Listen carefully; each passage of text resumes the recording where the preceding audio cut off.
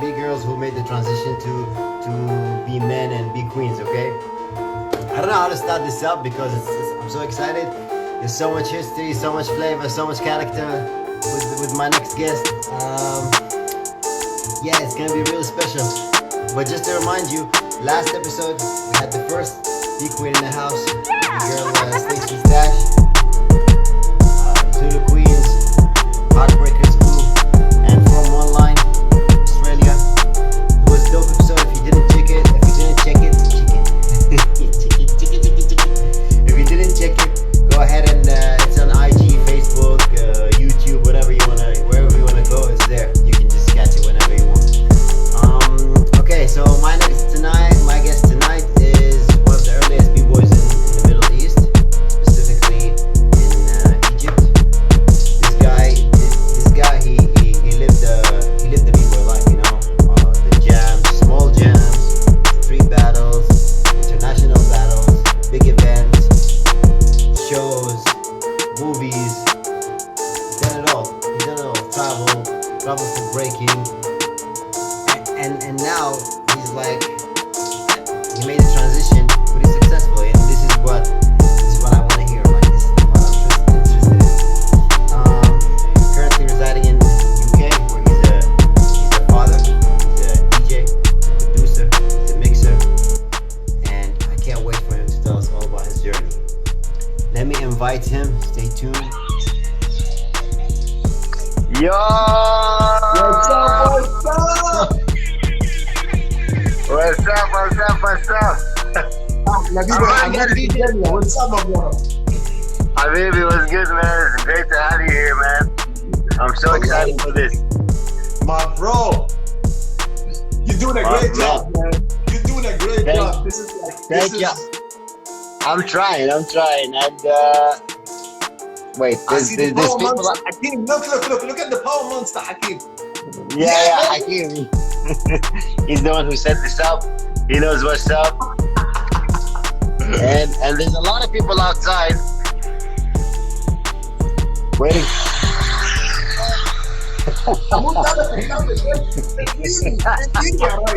That's right. Hey man, it's great to have you here on the show. Thank you for accepting the invitation to share your story, to share your knowledge, to share your journey with us. Like, تعال like, استنى تعال. so yeah, so now we made it happen. استنى عشان استنى. بي بويز وبي جيرلز لما يكبروا يبقوا بي مان وبي كوينز. احنا اولاد كلب يعني، هم يبقوا كوينز واحنا No, it's different, man. I'll tell you why. هل هم يبقوا بي كوينز واحنا لا بي مان نعديها، في منهم كتير. I'll tell you why. Yeah, Hatim, I'll tell you why. A B-boy, he grows to be a B-man, and the only way for him to be a B-king is to get a B-queen. So the queen makes the king, you know what I'm saying? لا انت جيت تكحلها عملها. فضلت ماشي This is how we do it. come on, man. This is how we do it. It's happening. I'm allowing it. It's your show. This is how it is. Yeah, like, okay, like, I don't wanna, so we don't have a lot of time, and I know there's gonna be a lot of things. I wanna know so many things from you, starting with your crew, Techno Troop, right? The Techno Troop posse. What? This is Cairo City B-boys, man. Yes. Cairo City, I like that. Cairo City, I like that. Oh, and this is your first crew, right? My one and only crew, the Techno Troop posse. That's my shit. I built that shit from the ground up. Dope. That's crazy. So, my boy, my nigga Easy, my nigga Flat Top, my nigga QG, my nigga what's his name, Elmo, and كان في واحد طبعا مش هقول على اسمه لانه تحول بقى ارهابي, so it's kind of like, you know, out of respect. Okay. And have it like in the nice way, not in the, I'm guessing. I'll keep my not mouth in the serious. Okay, we'll just skip. We'll just skip through, right? We'll just skip through that right away. Yo. I'm sorry. Can you tell us about, since you mentioned the crew, can you tell us about the start and how it was and when it was and how it happened, like for you? Because from what I understood, Hakim was saying that you guys were from the first generation. And we know that the first generation when it started, is hard. Yeah. So it's hard to get like, it's hard to see a lot of, not like now where we have YouTube and, you want to learn it.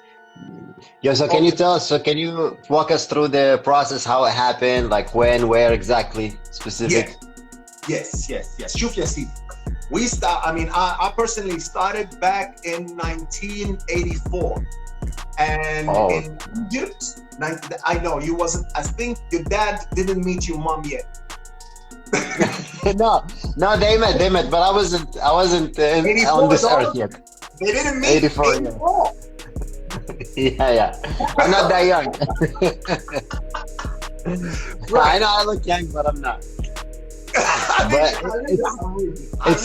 it's still super impressive. When you say 84, that's 2 years before I was even conceived. You know what I'm saying? So this is like it's crazy. It's crazy. We didn't meet. It was لسه خطوبة, engagement, لسه.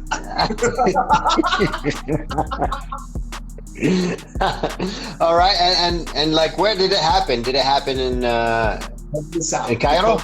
It's زمن غير الزمن, if you know what I mean. This is like totally different time now. You know, your go-to B-boy Bible, if you know what I mean. Yeah. It's Breakdance the movie, Breakdance 2, and Beat Street. That's it. Okay. So that's then, like, because we fickle, we children. Beat Street, we never like it that much. We only liked when New York City Breakers battled Rocksteady Crew. Yeah. We never liked the movie. The movie's dark, all of them poor people to make it. Black man in America. We never interested in that. We loved Breakdance 1 and 2 because it was bright, it was pop. It was like, it was the commercial. It was the culture, Exactly, but we never knew that was commercial. We were like, what's up? Now here's something really important. At the time when it came out, there was no such thing as, okay, you're a B-boy, or you're a popper, or you're a locker. It was just one thing. It was just breaking. It's like, it was like whatever you can grab. Yeah. So I was never a B-boy. I was a dancer.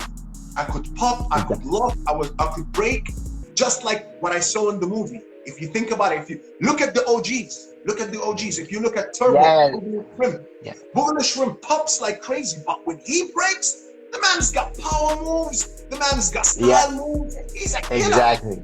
And then when he's hanging with Ozone, Shabadoo, they're locking together. You know what I'm saying? When it started, it was like this. He's not mediocre. He's like when he locks, he locks. When he pops, he fucking blow your head off. When he breaks, he's a killer. Mr. Wiggles. Mr. Wiggles is a universe. Shout out to Mr. Wiggles. Bro, look at his old footage when he was throwing down B-boy. The man is assassin. Ooh, he's a savage. Mr. Wiggles, his footwork he's a killer as a B-boy, right? Ken Swift. You know Ken Swift? Yeah, definitely, man. Come on. If you dig in Prince Ken Swift, B-boy, like Pioneer, Rocksteady Crew, Original, dig in his jams, he's popping. And his popping is no joke. Ken Swift pops, it kind of like doesn't make any sense. It doesn't make any sense, right now it doesn't make any sense to me. Like, I've never seen him pop before, to be honest. 100%. But I can imagine. I will dig that footage for you. You know what I mean? That would be great. I would love to share it here. At the time, the whole movement was just coming out. So when it came out, there was no rules. There was no, okay, you B-boy, you have to. Yeah. I get it. It was what comes to the heart. Right? It was still organic, like, I guess. Yeah. Okay. Another thing like people slack a lot about is your swag as a B-boy. the way you dress, the way you do your hair, the way Everything, the freshness. Yeah. Dude, you have to be larger than life, and only the people who stick to that is the OGs. Is like you watch Ken Swift, like when he's judging in a Red Bull, he's dressed to the nines. Watch, because the movement later on in the late 90s when it faded away, who brought it back up? المعلم الكبير قوي Storm, BBoy Storm. He brought it Germany, up. Now when he brought it up, he brought it up European style. What's European style? I don't give a fuck about what you look. Just when you hit spin, you need to fucking drill the floor. When you windmill, your wings. All of the technique is like, but they didn't care what they were. If you look at Storm's old footage, he's dressed in a fucking turtleneck. All the European, the Polish power turtleneck, yeah. All of them. Why are they wearing turtleneck? They don't give a fuck about what they look. Yo, you'll spin fast. That's what really matters. That's what it's about the movement. It's not like there's the different schools between the American and European. Like definitely, there's a different mentality over there. Different mentality, different goals. If you know what I'm saying. Yeah, different goals. The originals, they're like, you need to look good too. If you don't look I mean, it's reflected from like where they're coming from. Like because in America when it started, it was like too tough and too rough. So when you want to do it, you want to do it as fresh as you can. But like you don't have kind of that in Europe. It wasn't like ghetto stuff like this. I mean, there is, but it's not the same. Yeah, when it's not the same. It's because it's ideology. Exactly. What's the origin? People really forget the origin of the dance. The dance is the dance is a fight. It's a battle. It's a battle. No. It's a fight. It's a fight. It's a fight. Okay. Hamoudi, the original B-boys are gangsters going in and out of jail. You know what I'm saying? Robbing your house, robbing your car. Yeah. And the B-boying is a part of intelligence. This is how we start a fight. And this is where the aggression of the dance, that passion, that raw energy is the origins of it. It's coming from.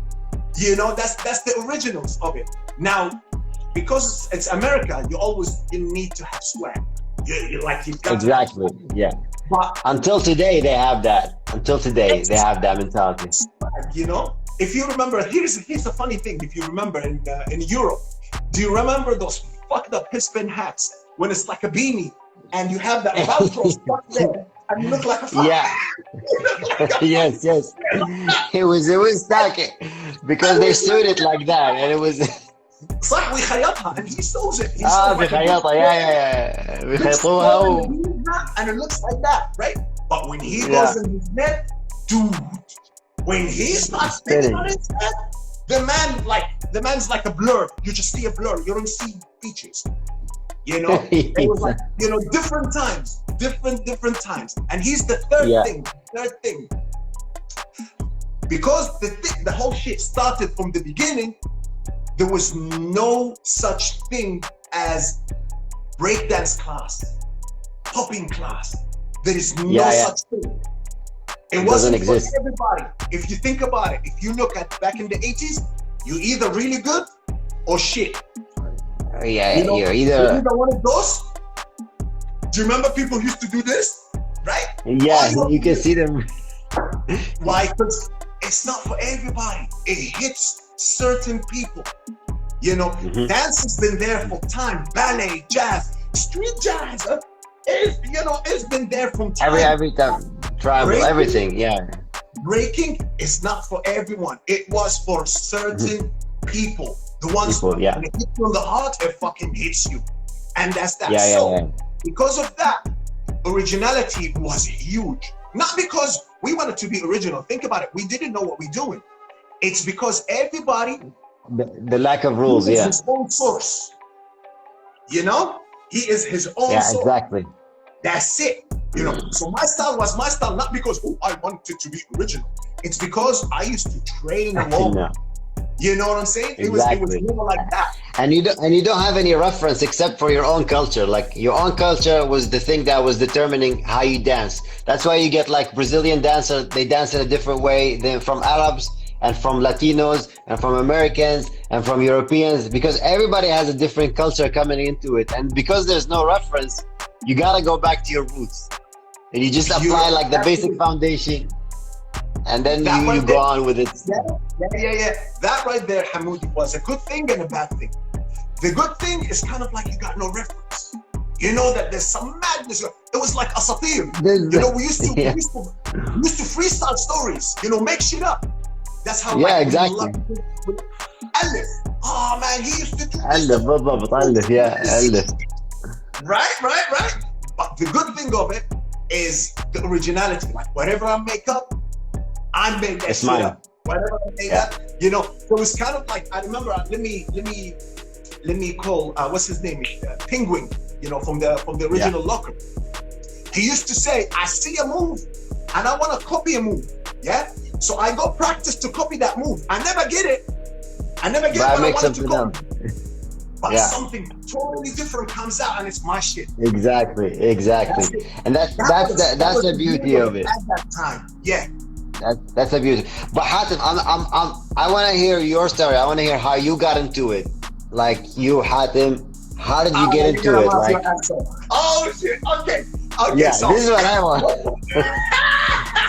give me the when, and give me the where, and give me like, okay, you told us about the influence. Like, how did you see it for the first time? Now I want to hear about where and when. Right.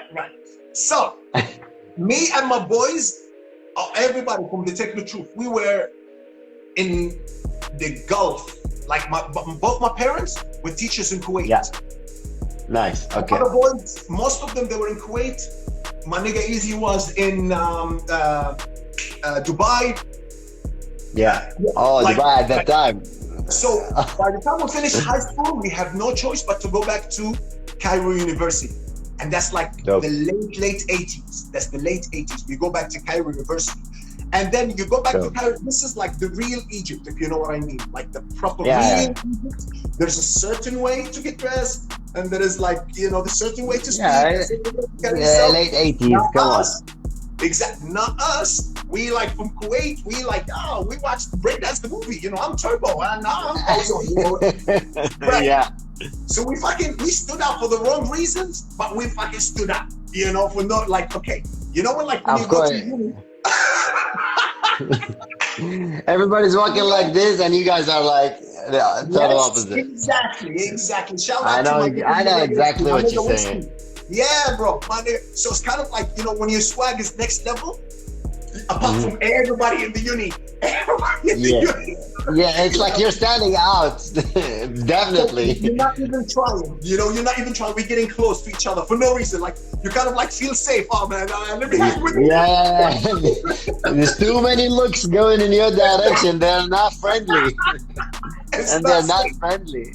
Right? Yeah, you stick together. You stick with the band. Slowly. Yeah, I'll be like, oh shit, I better hang with them. Like, oh shit, he's got baseball cap. That's enough for me. I like that.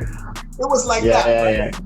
And at the time, we never attended lectures. We never did. We just hanged in the garden, doing breaking. We were dancing in the garden, right? Practicing. Yeah. Who's in Kairourini? Everybody from الأقاليم, you know, من الصعيد. Yeah. Okay, I got you. Like from the villages and the small towns and.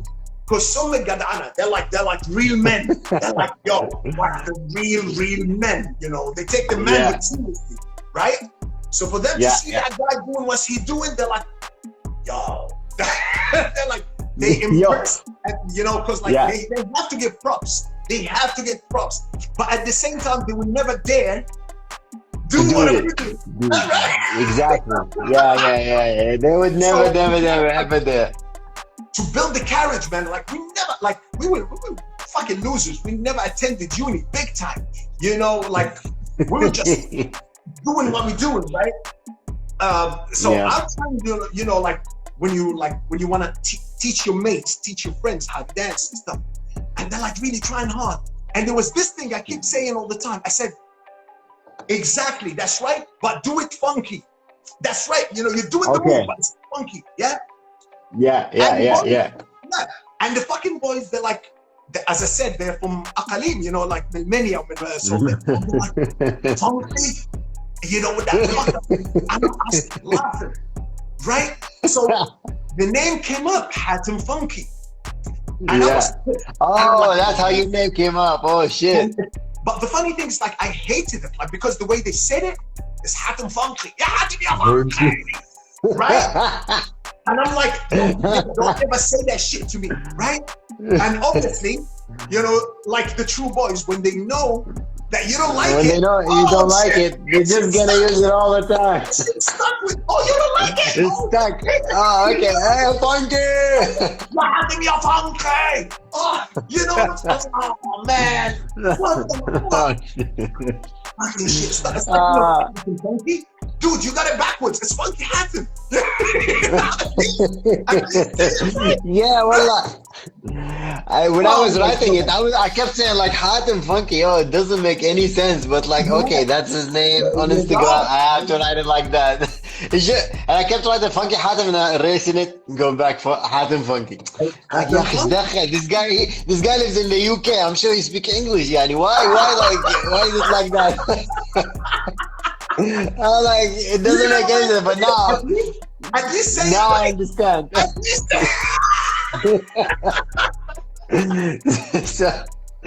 so okay, man, that's a crazy story. Thank you for sharing that. And I guess like thank you for sharing that. Thank you for sharing that. No, it makes a lot of sense. I was like, what the hell? Why is it written like this? It doesn't make any sense at all. But now it's like, okay, now we fill in the gaps. But like on a serious note, I want to know like when, I don't know if breaking ever became not a priority to you. Like when did it take a back seat in your life? Did that ever happen or? Let me get back to this. I'd like to mention one more thing. Go ahead. Now it's like the okay, now we're in Egypt. This is the late 90s, the late 80s, the early 90s. What happened is, again, because of the lack of references, this is time before the time, if you know what I mean. Because of the lack of references, there was this rumor in the street that, breaking is fading. If you remember, like in the late 80s, early 90s, breaking as b-boying, it faded. It's kind of like, it stopped. Right? It didn't stop, but it went away. Yeah, it went away. And I only read about this and heard from the OGs about this. I never lived this. So here's the thing. To us, it was kind of like fresh as fuck. You can't. Yeah, because you guys got it late. Yeah. You can't fake. You know. So what's coming next? If you think about it, what comes next is the hype dance. You know, the Running Man. You know that style, the hype dance. Yeah. Obviously, we caught that up, but we never, if you know what I mean, we caught that, but we never gave up the breaking, the b-boying. Like you always, it was there, and then you squeeze a windmill in the middle. You hype. Okay. You know, you have to squeeze and then a b-boy blowout move in the middle. You have to. Yeah, the burns and stuff.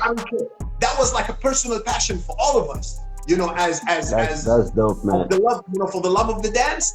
Like, I don't give a fuck if it's faded. That's my shit. It doesn't matter. No, it doesn't matter. It's like, that's my shit. You don't tell me it's gone out of style. I love it. It was like that. So before I speak to you about when you realize that b-boying is not priority for you again, I'd like to highlight this point right here.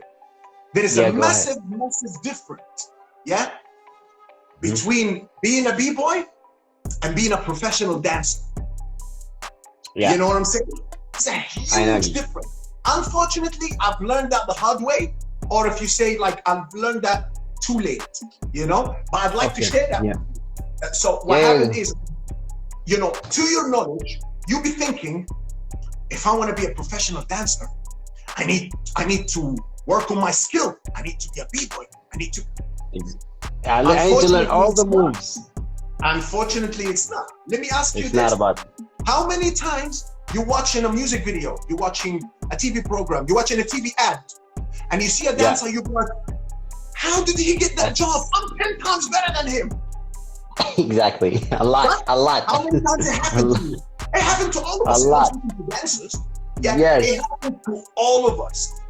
Why? Because here's the difference. We were thinking when you're a good dancer and when you're the top dancer in your circle, Region, your area, or whatever.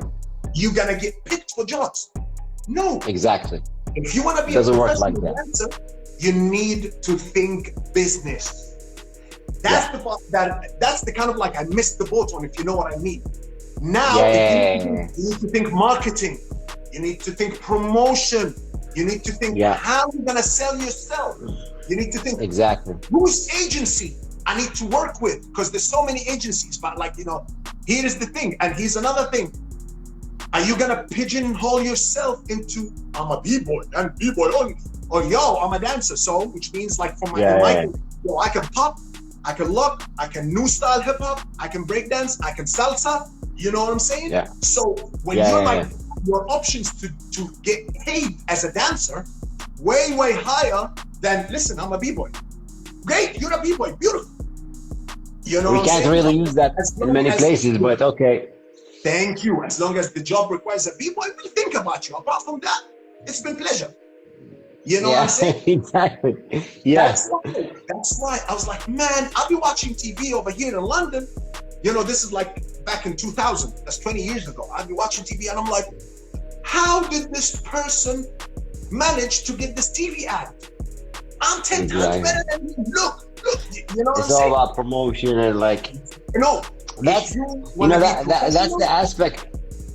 So that's the aspect I want b-boys to, or especially the new generation, like they need to think in a whole different way. And we don't have that in the b-boy community. We don't have those people who are saying you need to do this and you need to do that. We don't have that at all. Because it's not b-boying me. It's not. Yeah. It's business. We never studied business. Yeah, exactly. You're right. Not studied. We practiced breaking. We practiced because it was fun. No. If you want to be professional, you need to know what professionals do, not breakers. You need to know what professionals do. How do they promote themselves? You need to put yourself a business plan. That's absolutely true. That's what kind of like I've learned that when my curve was going down. You know what I mean? When my curve was going down, because like I moved from my country, I came to England, where dancing is a respected profession. Dancing is like, أنا فاتح بيت. You know what I'm saying? That's what. Exactly. People. This is what I do. That's why people who like with way less talent than you, or less skills, shall I say, they're getting paid, dude. They're getting paid big time, and I'm like, I need to widen my horizon. I want something like you. There you go. So, if I go back to your question now, this is like by saying what I said. If I go back to when did you feel that b-boying is not a priority? You see, priority is kind of like is a very gray area, because your passion, if you're a b-boy, your passion for b-boying, that will never die. Exactly. That never dies. All of us, old, young, new, even speak to any kid, speak to any child, not child, you know what I'm saying, like young b-boys. What did they say? I get what you're saying. I'll be breaking when I'm 70, right? So breaking, that's in the heart, right? You hang your boots, the moment that you simply cannot earn anymore as a profession. Exactly. And that's got nothing to do with skills. Habibi, you cannot beat Father Time. That's nothing to do with skills, It has nothing to do with skills, Here's the trick. If you study business, you will never hang your boots. Lesh? Why? Because now you're an entrepreneur. You don't need to dance. You own your dance school. Exactly. Here is the thing. So it's kind of like it depends how you're laying your foundation. Unfortunately, nobody taught us that, because when it happened, it was kind of, we didn't know what's going on, man. It was too new, maybe. Yeah.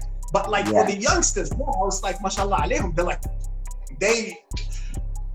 يعني هقول لك I kind حاجه of هقول know. لك for somebody to come to me and say, "Oh, my breakdance class or thingy for I mean and I pay $5 for 1 hour." That's a fucking insult. I slap them, Of course. you know. Yeah. But this is my days. This is Habibi. This is my days. زمن غير الزمن. This is different time. This is 20 years ago. Yeah, it's not now. You do it online for $5. It's cool. 30 days ago. I'm just giving an example. That's 30 days. Yeah. Now it's a legit, like, yo, I'm gonna take do-do-do-do's classes. And it works. Unfortunately, not unfortunately, it's kind of like I'm an old man, my brain doesn't digest it. يعني ايه, you go to class and this is how you know? It's different. It's Different times. But that right there, that is a legit business. Man's making money. You know what I'm saying? Good on you. He's paying bills, you know? That's the difference. That's the difference. What I'm saying, you know, زمن غير زمن. If you put yourself now, as a professional dancer, you teach class for 5 years. Naturally, without even you trying, what's next? You hire A dancer, a teacher, a dance teacher. Yeah. You know, and then you sit down and make your money. That لوحدك كده without trying. You just manage the times and you just manage the registrations and stuff like this, and that's it. That's the next step. And that right there, my brother, has got nothing to do with B-Boy. That's business. Anyone can do that. Like anybody who has the right connection, right plan, you can execute it. As long as there's B-Boy. It has nothing to do with breaking. Nothing to do with breaking. Business. Right there, that's business. So when I decided, I hanged my boots 10 years ago, 2010. This is when I was like, oh man. It was for the simple fact that, you know, the way I carry myself, I'm not a B-Boy. I'm a fucking excellent B-Boy. You know, the way I carry myself. So when the time comes and I go for a dance audition and a 17 years old wipes the floor with me, this is when I'm like, you're like, okay.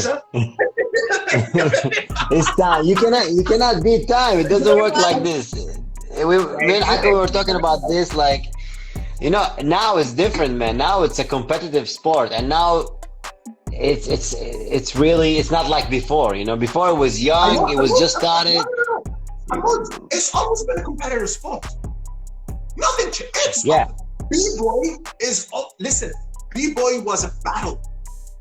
And then the dance aspect came through. It's always competitive, always competitive. But as I said, you will never beat Father Time, no matter how good you are. Khalas.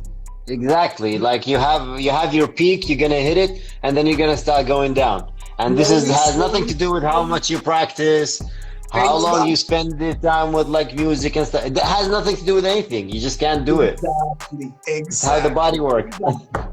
So it's that, you know. So it's that. So it's not like it's not a priority. Because till today I dance. We cannot stop. We cannot stop. All the guys I had here, they all say the same thing. You know, we dance. It's just that right now like most of them say that we cannot make our food with dancing. Like we cannot pay the bills. So now it's like there's fathers and there's people who own businesses and stuff like this. So they need to secure that payment first, and then it's nothing to do with dancing. It's business. The passion is always, like you said in the beginning, the passion is always there. It's never gonna go away.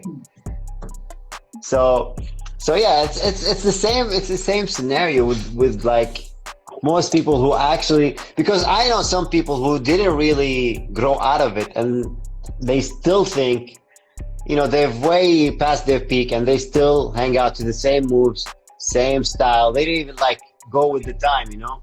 Like being a B-Boy is also meaning that you are fresh at now standards, not like 20 years ago standards. Let me shine a light on what you're saying, because what you're saying is super important. What you're saying right there. Here is the thing. Here is the difference between our game and sports. Anything, football. Football, when you play football, you win, you lose, you draw. صح? It doesn't. You played well. You played shit. You played. You have 3 outcomes. If you score 1 goal, you win. If you concede one goal, you lose. Right? Not in our game. That's right. Not in our game. Our game is a matter of opinion. You know? Watch BC. How many times you watch BC, Red Bull BC 1? And you'll be like, yo, he should have So many times, and I thought that the guy who lost should have won. Why? Because according to the 5 judges, there you go. Their opinion, according to the 5 judges, this person won. Now, give me the same battle with 5 different judges, you will have a totally different. Totally, yeah. It's preference. It's preference. It comes down to the preference of the each individual judge. So that's a huge. That's the thing. So when you say B-boys, old B-boys sticking to their moves and not sticking to what's going on, I'm one of them. For the simple fact that I think listen, hear me out, because I'm gonna say something offensive. In my opinion, today's music is shit, today's dancing is shit. But this is not my time, mate. This is your time. Exactly. So it's only my opinion. That's why, for example, you will never look. I'm experienced. You'll never catch me judging a competition. You will never catch me a judge. You will never catch. Why? I'm a B-boy. I'm from the original genre. That's exactly why you will never catch me judging a competition, because the way they dance. The standards. The way they dance today is beyond my comprehension. It's next level. Exactly. Yeah. You know, it's next. I can pretend. I can say, oh, dude, you don't know shit. You from the 80s. You from the 80s, dude. Nobody does that shit no more. Exactly. You know what I'm saying? Exactly what you're saying. So sticking to your shit, that's how I love the game. That old style, that's how I loved it. That's my passion. I guess there's a very you're making a very strong point. Yeah, look, I despise dubstep. Yeah. There's some fucking nasty poppers on dubstep. Like crazy, like incredible sick poppers. But I fucking despise it. I hate it. Does that mean dubstep is bad? No, it means it's just your opinion. It's as simple as that. It's not your preference. It's just like if we simplify that, I guess we can just go and say some people like style and some people like power. It doesn't mean style are bad. It doesn't mean power is bad. It's just that some people. Some people just more preference to power moves. They like it. They want to spin. They want to do momentum stuff. And some other guys, they want to flow with the music and they want to do a pop rock, top rock, footworking and stuff like this. I mean, it's kind of like the same thing. But yo, we can sidetrack so much right now because like the conversation is flowing out of control and we can never.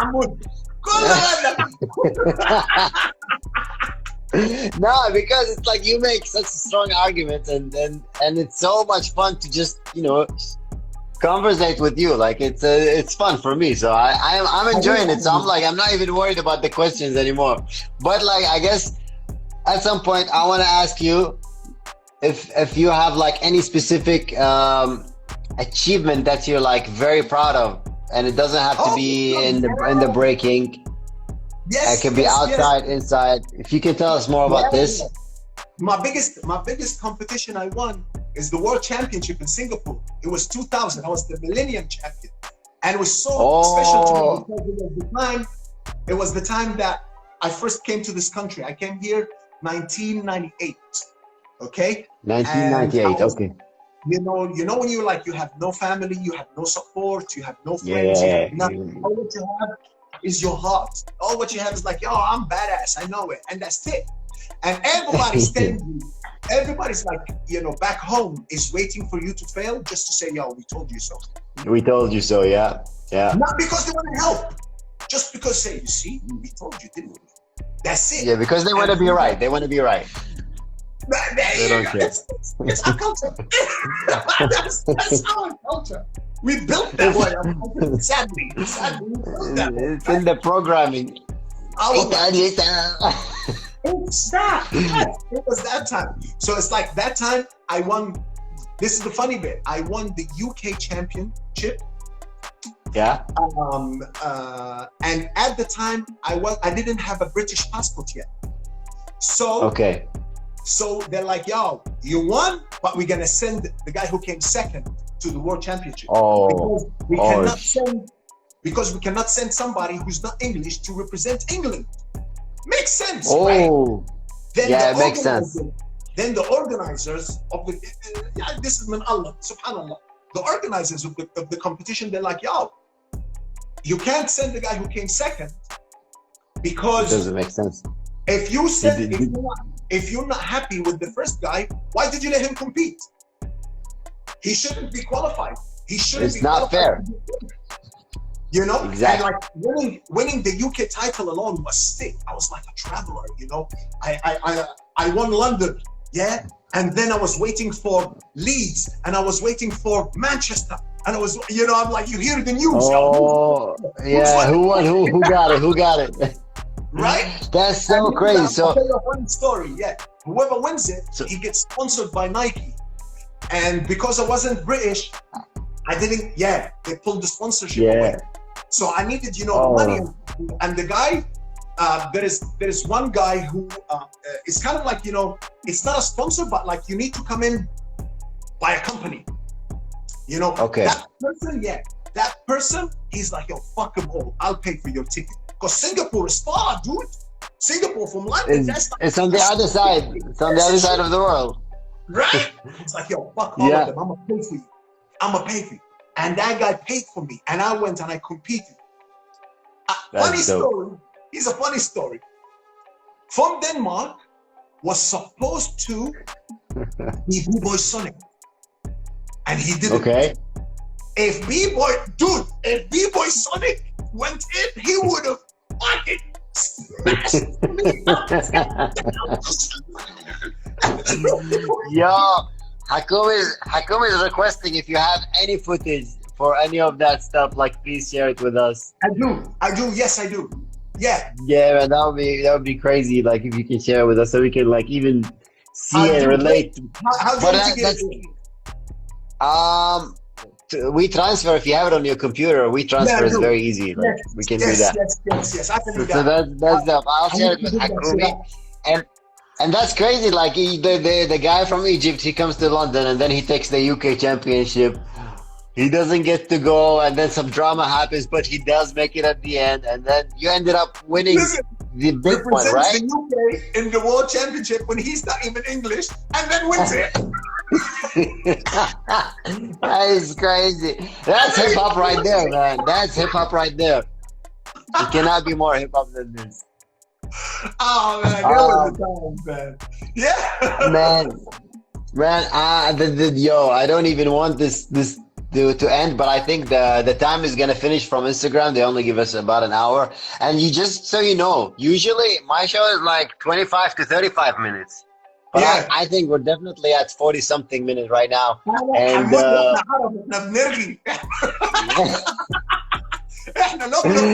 it's fun, man. It's fun. I don't know, like I'm enjoying it, so it's like I'm not worried about the time for this one. But like to kind of like close this. Shout out my girlfriend. I need to shout out my girlfriend Mel. She's the one who's doing the claps. Yeah, I can see her. I can see she's clapping and everything, interacting.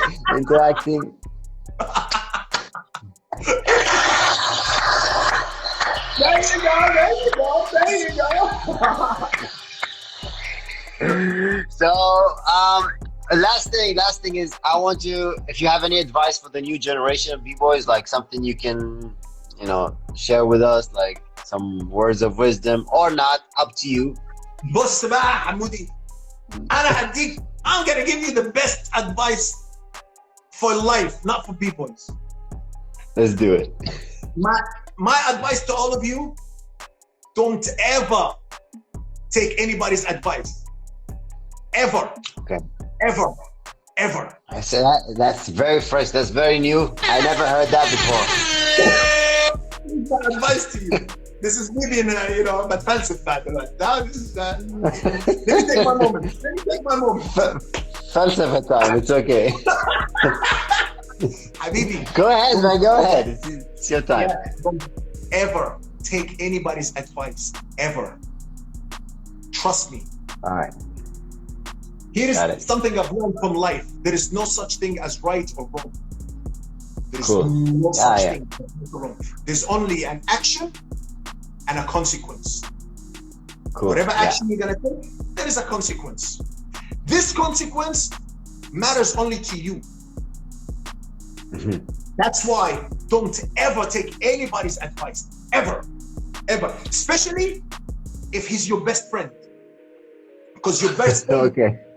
why بقى؟ بس سيبني بقى تفلسف بقى، سيبني بقى اديهم لك بقى. I didn't say a word, man. Why? Because your best friend will stick up to you. He will not tell you the truth. He will stick up to Yeah. you. You know what I'm saying? Emotions are blinding it. That's Yeah, what yeah, I'm yeah. saying. Do not take anybody's advice, mate. Make mistakes. That's what life about. Learn from them. And that's that. Word. Perfect, man. Perfect, Sabah dad, man. Sabah al-ful. Yo, I can't wait to meet you in person when this whole COVID thing actually. London. Inshallah, man. Inshallah. Wallah, I'm hoping that when this COVID thing hits, I'm making a Euro trip, visiting Hakumi, coming to London, visiting you. And then we're gonna like explore some bad advices.